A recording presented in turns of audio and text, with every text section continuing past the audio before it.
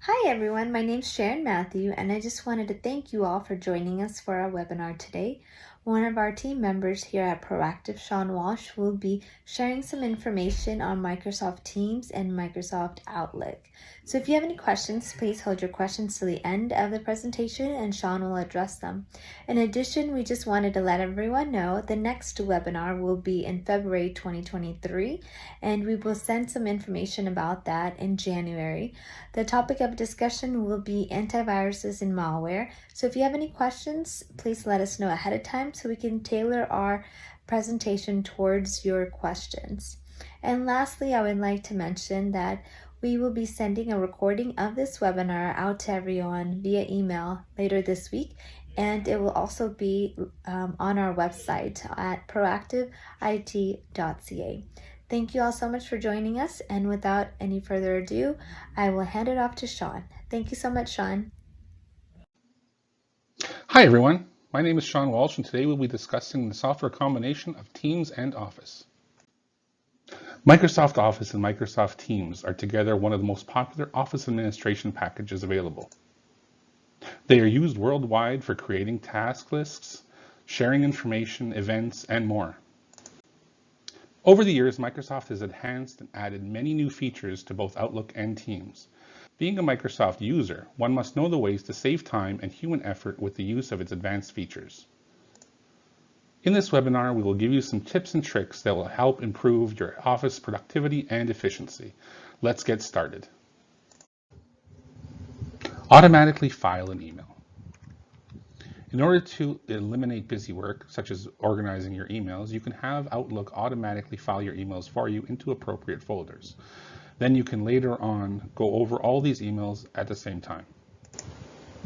In order to do this, first we want to create a new folder by pressing Ctrl-Shift-E. Here you want to put in the name of the new folder and press OK. Then we want to find the email that you want to organize and right-click and go to Rules. Choose Always Move Messages From, and then here you want to select the new folder that we just created.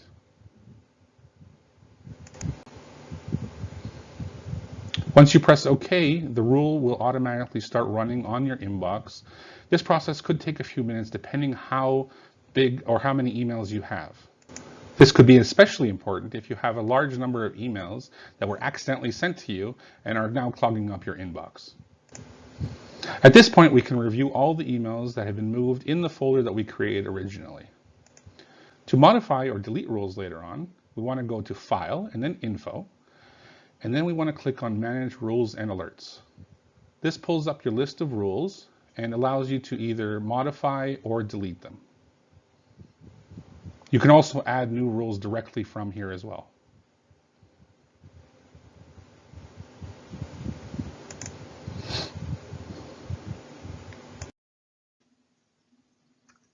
Use folders to keep your emails and files organized.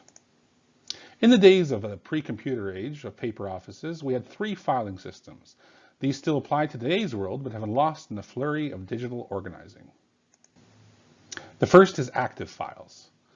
These are your active customers, your most urgent vendors, you name it. These are the files you need at your fingertips. So we don't want to file them in the A to Z folder system. Instead, we keep them handy in the favorites folder at the tip top of the Outlook navigation pane. To add a folder to the favorites, right-click on the folder and choose Show in Favorites. When you're done with that project, simply right-click the folder and choose Remove from Favorites. Inbox folder system. The second file system was contained in the old dreaded 4-drawer filing cabinet.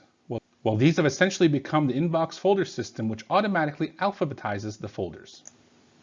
So what if you want to cheat and move a W folder to the top of your list? Here's a tip. Just type an underscore or a number in front of the name. You see, since computers auto-file for us, no one remembers teaching the old rules of filing. Symbols and numbers come before everything else.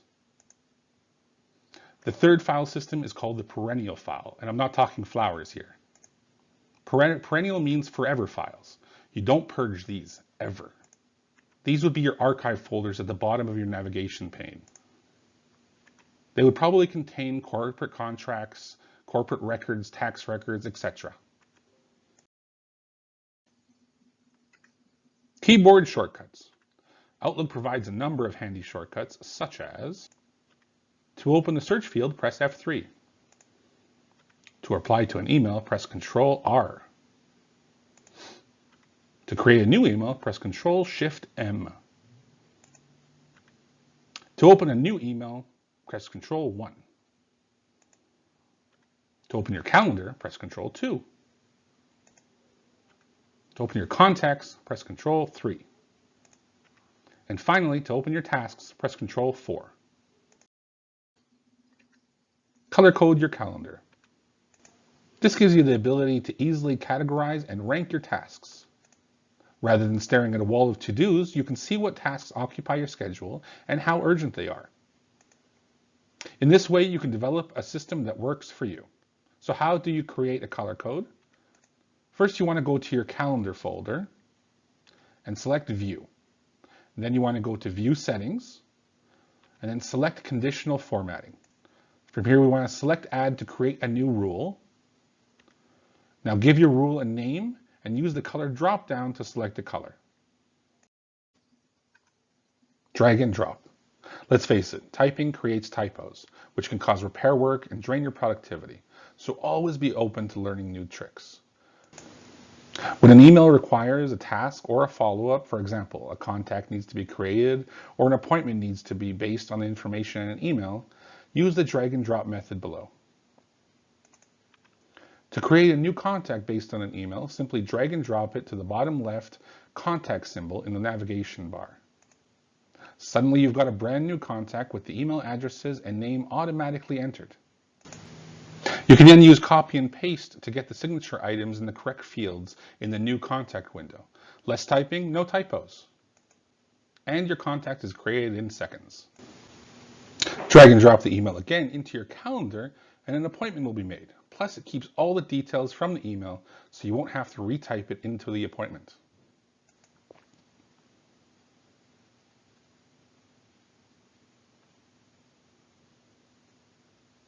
You can also drag and drop the email to tasks or note symbol on the navigation bar to create a task or a note.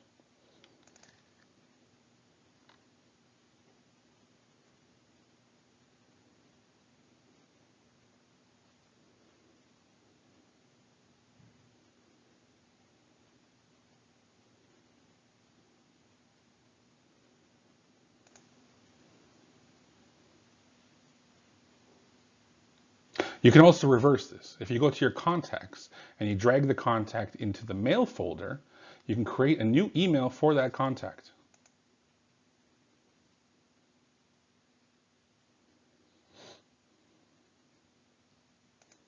Additionally, you can drag the contact to your calendar to create a new appointment.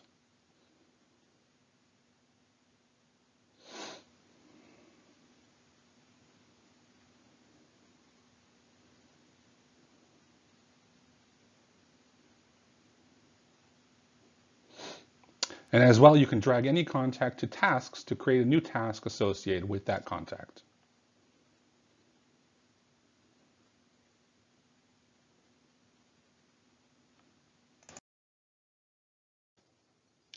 Sending automatic out-of-office replies through Outlook.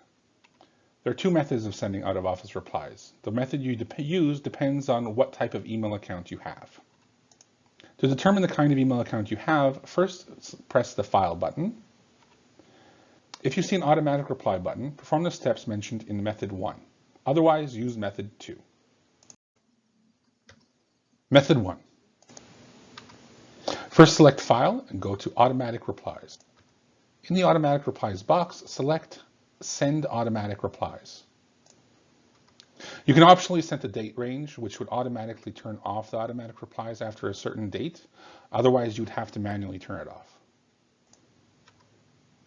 On the Inside My Organization tab, type the response you want to be sent to your teammates or your colleagues while you're out of the office. And then press OK to save your changes. If you want to send out-of-office replies to people outside of your organization, you would go to the Outside My Organization tab. But keep in mind, this will reply to any email you receive, including newsletters or spam. Creating an out-of-office template. To start, create a new email in Outlook. Enter a subject and message body for your out-of-office template.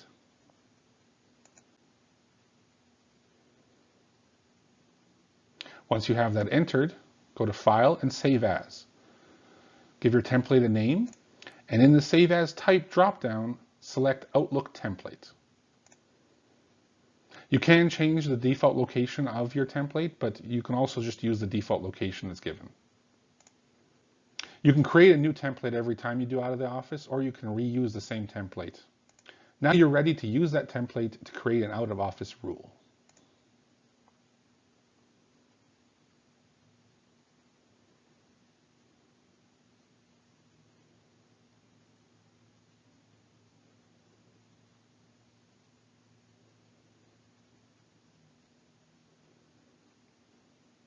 So we want to go select File and Manage Rules and Alerts. In the Rules and Alerts dialog box, in the Emails Rule tab, click New Rule, and then Create New Rule. Under Start from a Blank Rule, click Apply on Rule on Messages I Receive and click Next. To reply to every email message you receive, leave Step 1 and Step 2 boxes unchanged and click Next, and then select Yes when Outlook asks you if you want to apply these rules to all messages. Under What do you want to do with the message? In Step 1, select Reply using a specific template. Under Step 2, edit the rule description and click the underlined text for a specified template. Find and select the template you created before, and then select Open and Next. You can now add any necessary exceptions and click Next again.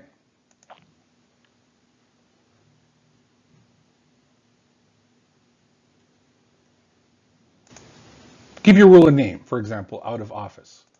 By default, turn on this rule is checked. If you're ready to turn on your office reply now, select Finish. Otherwise, uncheck this box and you'd have to turn on this rule at a later date. Just a note that in order to keep this running while you're away, you must leave Outlook open.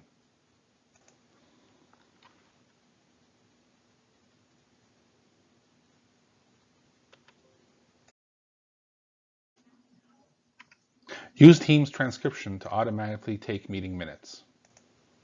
During any Teams meeting, you can start a live transcription of what's being said. The text appears alongside the video in near real time and even includes the speaker's name and timestamp. Live transcriptions are not only useful for taking meeting minutes, but they're also useful as an inclusive tool for people who are hard of hearing or in a noisy environment. So how to start a Teams transcription? First, start the meeting. Go to the meeting controls and select More Actions, and choose Start Transcription. Stay agile with slash commands. If you're looking to get work done fast, slash commands are a great way to navigate Microsoft Teams. You can use them to quickly set your status to online or away. Some of the best slash commands include slash files shows the most recent files that were shared with you on Teams.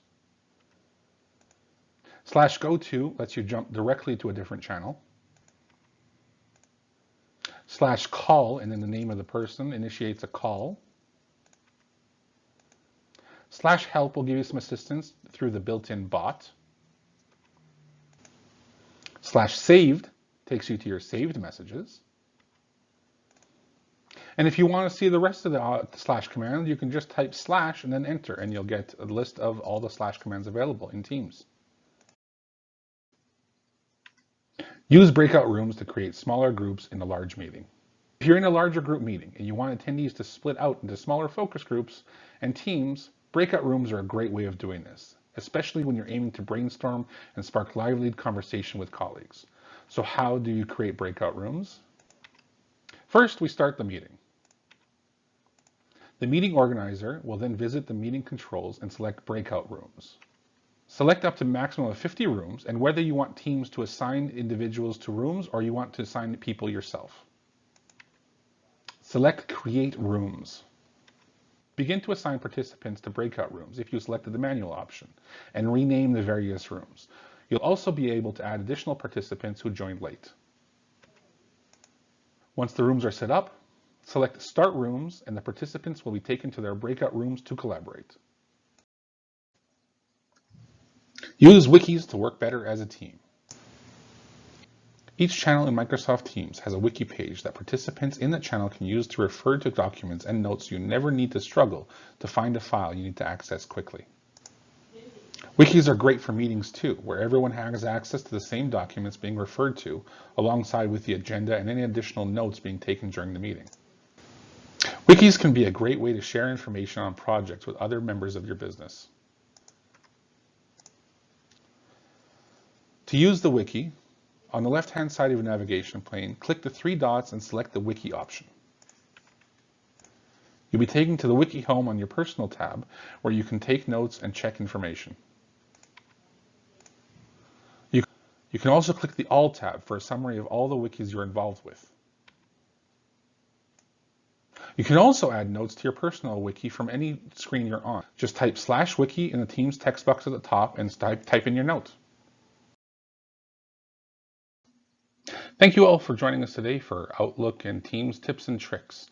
As mentioned by Sharon at the beginning of the presentation, we will be doing another presentation in February regarding the differences between antivirus, anti-malware, and firewall, and why you need all three. As always, if you have any questions, please feel free to reach out to me directly or any of our team, and you can find more information at proactiveit.ca. Hope to see you next time.